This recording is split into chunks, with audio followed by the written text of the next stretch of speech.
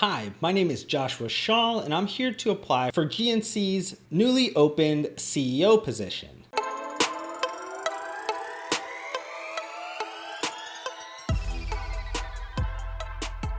So if you listened to that introduction and was thinking, wait, GNC doesn't have a CEO, you might be surprised to hear that they do not. And that is because after GNC has officially emerged from bankruptcy and has a new owner in Harbin Pharmaceutical, they decided to not extend an offer to the previous CEO, Ken Martindale.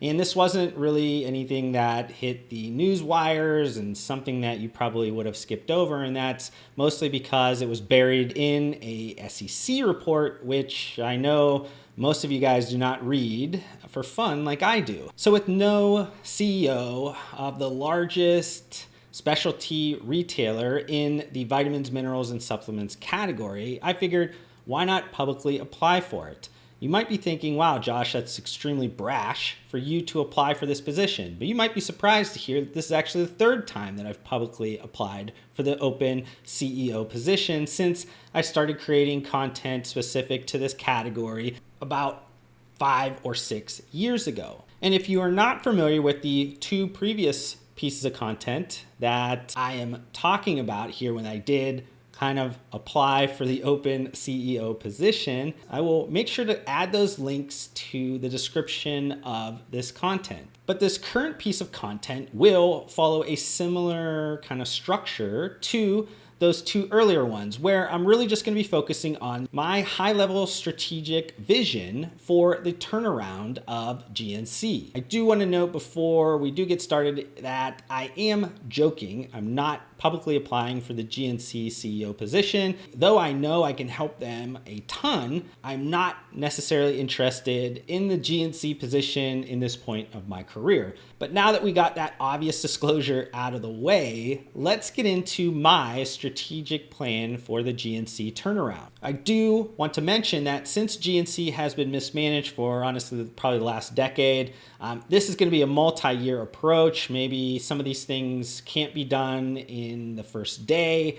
And this plan really needs to be rooted in that the new ownership, Harbin Pharmaceutical, does have patience in my strategic vision and also me being able to execute on that vision. And ownership will need to grasp that we are going to be hurting before we get better. So there's going to be a level of subtraction before we can get back to addition, because we have to strip this company down to its foundation, figure out where potential problems might be at that foundation before we can start stacking things on and have a strong structure to be able to handle some future growth plans. Want to tackle just like what are the core problems that GNC is facing right now. Customer base hasn't grown too much over the last probably decade. There's been increased amount of competition in the category in terms of the dissemination of it with larger retailers. There's been a lack of internal innovation at GNC, poor execution of internal strategic plans, and inability to evolve with the swift landscape. It should be a wake-up call for change within GNC. So how do we fix these core problems? I believe you really just kind of focus on 5 Keystone strategic initiatives. Anything more than that, you get a little bit confused. Everything needs to be aligned correctly with those Keystone strategic initiatives. There's endless amount of strategies and tactics that need to kind of be aligned within there, but you need to focus on 5. The idea that simplicity is the ultimate form of sophistication, as you can kind of say, kind of fits the bill here. So I'm going to be focusing on these 5 Keystone strategic initiatives. First one, define exactly who GNC is today. 2, redefine the role GNC plays within the customer journey. 3, reimagine the frictionless retail experience. 4, put yourself out of business. 5, cut every bit of available fat. So let's dive into the first one. Define exactly who GNC is today.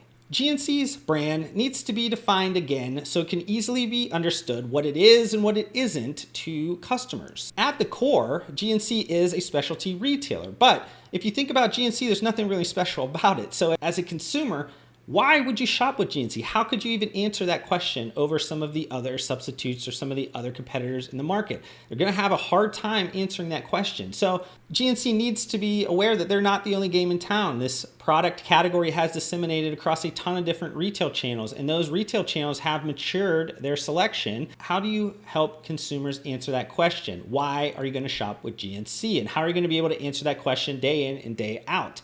I think the good thing about GNC is they have about 1 million of this like My GNC Pro members, this paid loyalty program. So because of that, I would start with those 1 million members. Try to understand, why do you feel like GNC is so special? Why do you continuously shop with us?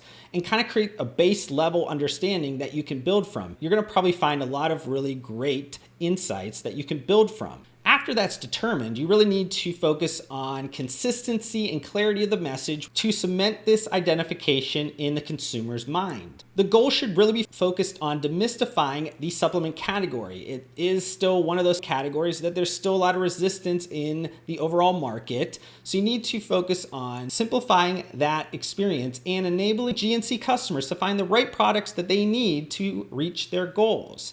So kind of rolling into number 2 here is, how are we going to redefine the role GNC plays within the customer's journey? When a consumer walks in the door at a GNC, they usually have an intent behind purchasing some item that's above the lowest level of like the Maslow's hierarchy of needs, of that kind of physiological need at the bottom. GNC sells mostly supplements, and everyone should, but likely doesn't know that supplements are only a small fraction of the potential success within a bigger wellness and health journey. Consider this example. If a consumer walks in the door and says, hey, I'm looking for a fat burner because they're looking to manage their weight a little bit more, GNC employee sells them a fat burner. But if the customer goes home and changes nothing in their lifestyle, they have a very low probability of reaching that intent of purchase. And I can go example by example in a ton of different areas, but they all kind of get to that same problem, is that supplements are a small fraction of the overall health and wellness journey of a consumer. Simply put, GNC can no longer survive as just a box that sells products. There's so much competition doing that same thing that it really provides no benefit of GNC. And if you look at this from the lens of like COVID-19, you'll actually see that they're getting a kind of peek into the future that's only selling products within a brick and mortar specialty retailing environment is not going to work. First kind of consumer behavior that happened with COVID-19 was that in-store shopping really moved to this like simplification behavior,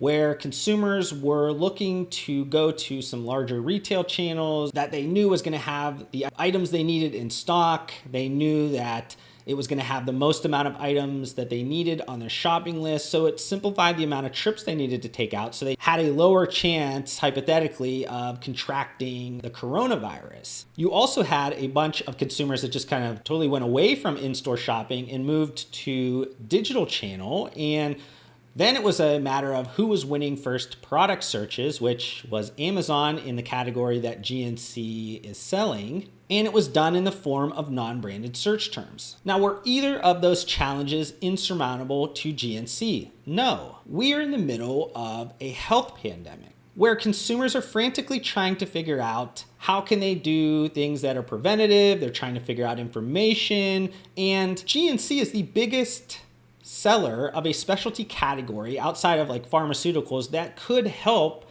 consumers in this area. So it's hard for me to understand that they couldn't overcome the simplification of in-store shopping and digital migration. I mean, come on, man. Like, this is really at the level of being embarrassing. To solve this problem, the in-store focus needs to be on realizing store-level employees are the core to GNC's success. We must commit to increasing their education and having more frequent and comprehensive product knowledge. Now, secondly, you have to realize even the best or most educated employees also need help. So things like a new customer relationship management system and technology tools need to be implemented so they can analyze not only individual customer data, but also the aggregate of all of the GNC customers that have similar patterns or sequences that potentially can provide a better solution for those customers when they're asking specific questions, so they can better understand how to achieve their intent of their purchase. You also need to realize that the stores is no longer just a warehousing solution for your products. The legacy business model today, which has a customer being a large part of it, where they come in to the store, they pick, they pack, they are also the last mile delivery driver of those goods. Every single day that diminishes.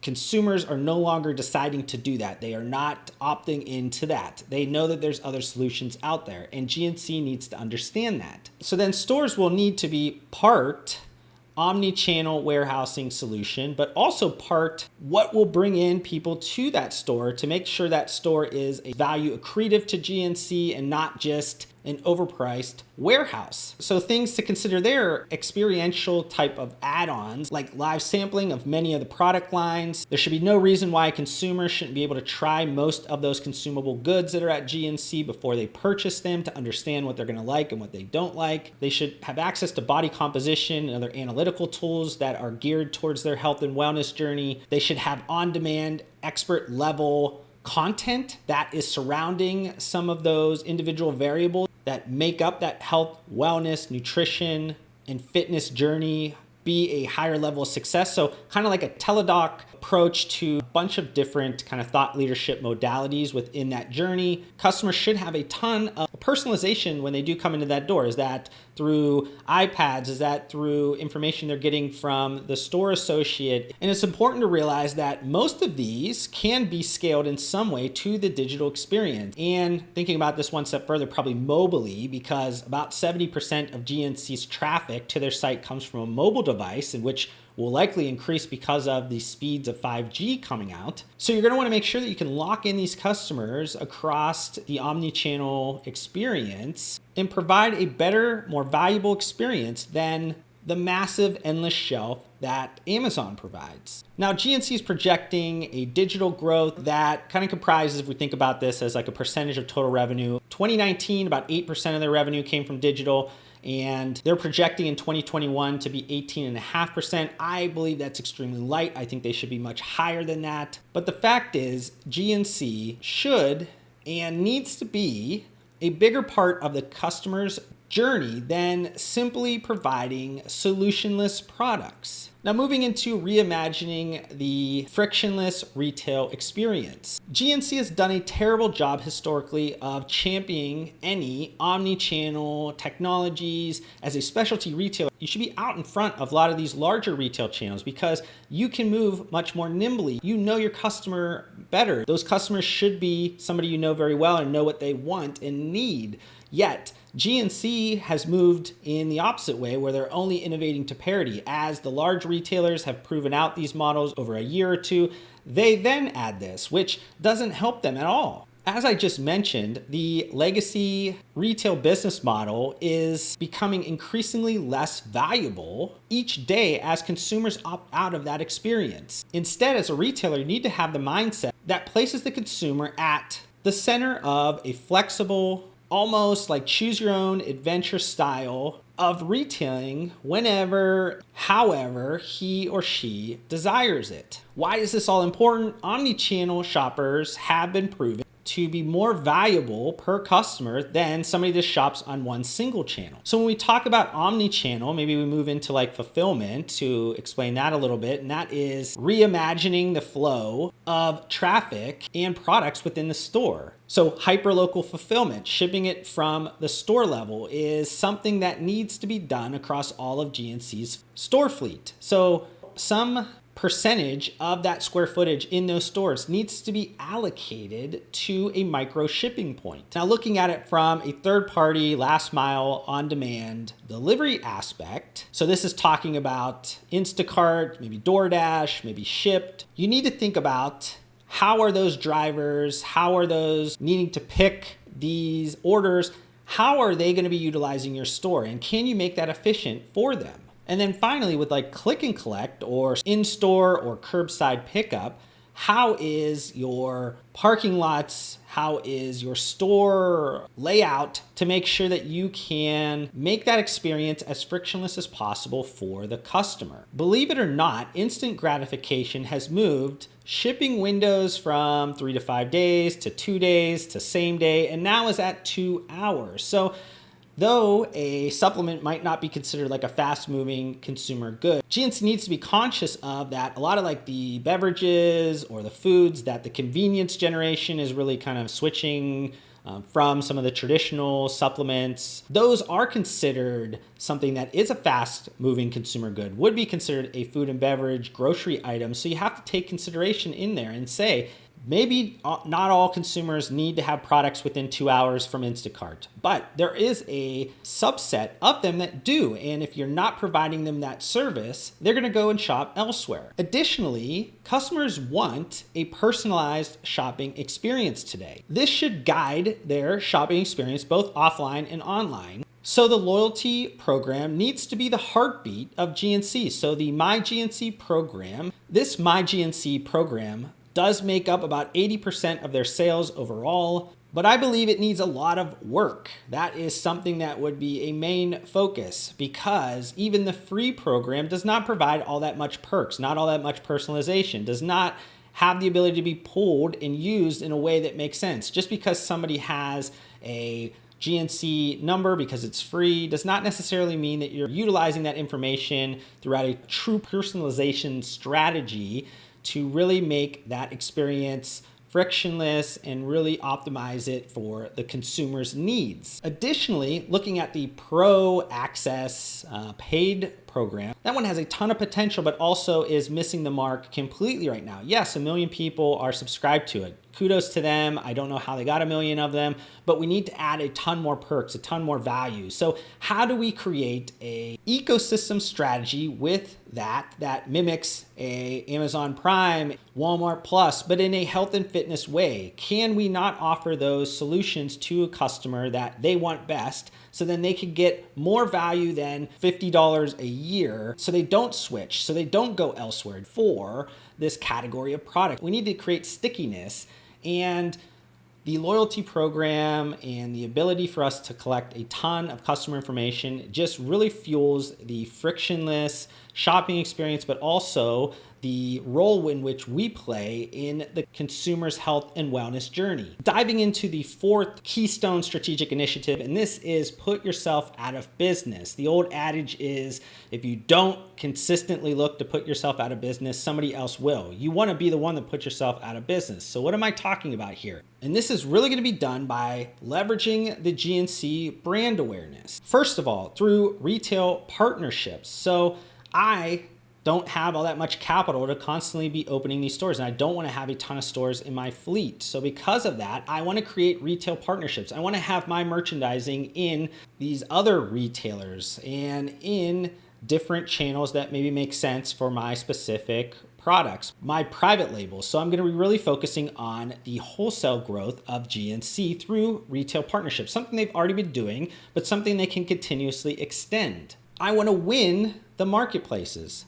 I understand that Amazon is not going away. I'm not going to be able to beat Amazon. So I need to play their game. I need to create specific private label products that make sense for Amazon. Do I want to put all my products on Amazon? No. I want to create some exclusivity to the GNC experience. I want to make sure that people are shopping from me because of a certain reason. GNC has not done a great way to differentiate them, especially from an online perspective. If you shop on gnc.com and then you shop on Amazon, it's the same type of shopping experience, but Amazon has better pricing, more selection, and is more convenient because you could add a ton of different categories together. So I'm going to be building in a lot of that on those existing strategic initiatives. So I'm not all that scared to have some of my private label products on Amazon's marketplace. I know they're going to be there. They're going to get a considerable amount of eyeballs, and I want to win some of those eyeballs. So I'm going to make sure that I hire the right people and understand how to strategize for Amazon. I'm not going to do what I've been doing now, which is honestly a terrible job. And then with international, I'm going to be leveraging that brand awareness through a ton of different areas, like creating higher amount of wholesale through some of these retail partnerships,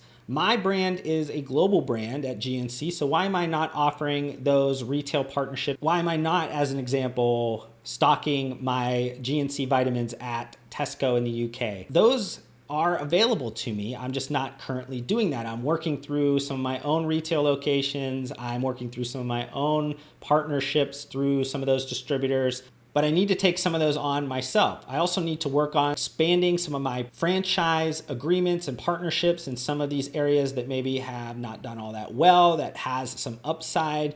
And I need to learn how to optimize a lot of those direct-to-consumer and marketplace channel strategies that I'm going to be also leveraging in the US. I need to take on that international footprint approach to the online piece because social media, direct-to-consumer, marketplaces, there's not really any borders. There's not really any walls. Those things are international. Those are global. So I need to look at the GNC brand as a global brand. So my private label is something that I can continuously push across the whole world. And additionally, I need to be constantly looking at what technologies are next. How is commerce evolving? Is that social commerce? Is that commerce being done through messaging apps? Is that live streaming? Is that something that's linear commerce that's being done through influencers? What can I do if I'm not constantly evolving and I'm letting these other people put me out of business? That is not what I want to happen. I want to be able to put myself out of business. And the last Keystone strategic initiative is around cutting all the available fat. Now, this is the not fun part of being a CEO. This is unfortunate. You have to cut people's jobs. You're going to have to make people's lives a little bit more difficult. But this is where I earn my paycheck. GNC needs to be optimized and right-sized to be profitable. And I think anybody should know that from top to bottom in the organization. If we start at looking top to bottom from the human capital side, so staffing, I'm going to take the COVID-19 experience and really utilize that information that I learned or somebody in the organization has learned, because I am applying now after the fact, and learning what employees were the most resilient, the most gritty, the ones that were really taking on as much as possible to make sure that that GNC survived, that they treated this as their own business. Which employees